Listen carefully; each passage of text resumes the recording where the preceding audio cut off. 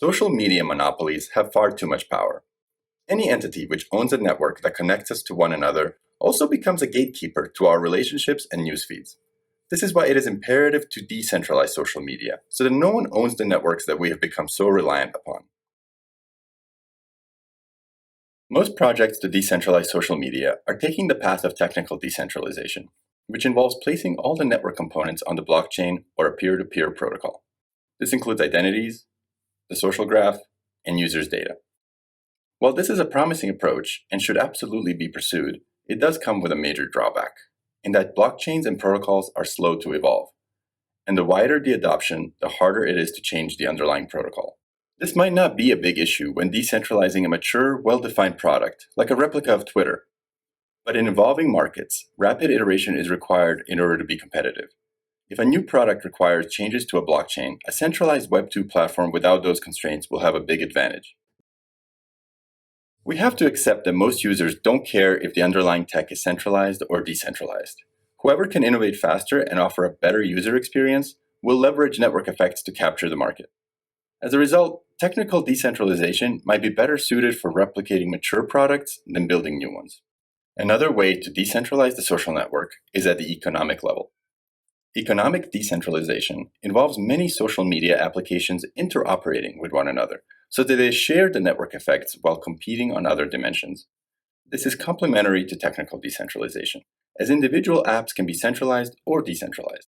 The major impediment to economic decentralization has been that social media is a winner-take-all market. If the leader can eventually wall themselves off and capture the entire market, there is no trust to interoperate. So to enable economic decentralization, we must find a way to eliminate the winner-take-all dynamic. Here's how we can do that. Imagine a two-layer social network consisting of an application layer and a platform layer. Applications connect to platforms via APIs, and platforms aggregate multiple applications into a unified interface. Users then select a preferred platform through which they interact with all their applications. Greater network effects emerge as a result of the interplay between the two layers, and no single entity owns the network. These types of two-layer ecosystems exist in other industries. For example, in gaming, the consoles are the platforms and the games are the applications. Another example is operating systems and, well, applications. And what we observe is that these ecosystems encourage interoperability instead of resulting in winner-take-all outcomes. For example, let's say Apple decides to wall off so that the iPhone only runs native Apple applications. Most iPhone users would immediately switch to Android in order to regain access to their preferred apps, and Apple would simply lose market share. This is why we have a thriving open ecosystem in this industry instead of a monopoly. Similarly, if we could achieve a two-layer network in social media, the strategic calculus would change such that everyone, including the market leader, is incentivized to interoperate. One major advantage of economic decentralization is that applications, platforms, and users all interact off-chain, and only the financial flows settle on-chain. This decentralizes the network while allowing individual participants to iterate quickly, as their product development would never be reliant on making changes to the blockchain. In fact, the pace of innovation would be much faster than what centralized Web2 monopolies are capable of. Imagine a world where Microsoft never opened up Windows. Today, it would run a dozen applications instead of millions, and we would all still be using Internet Explorer. This is analogous to where we are with social media.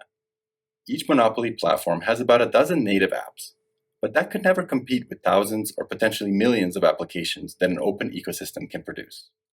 In this way, economic decentralization offers the best of both worlds between decentralization and rapid innovation.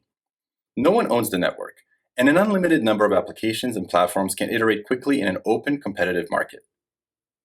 The Maitri white paper expands on how the two-layer network would operate, and how the incentives to participate in this network would be embedded on the blockchain in order to establish the required trust.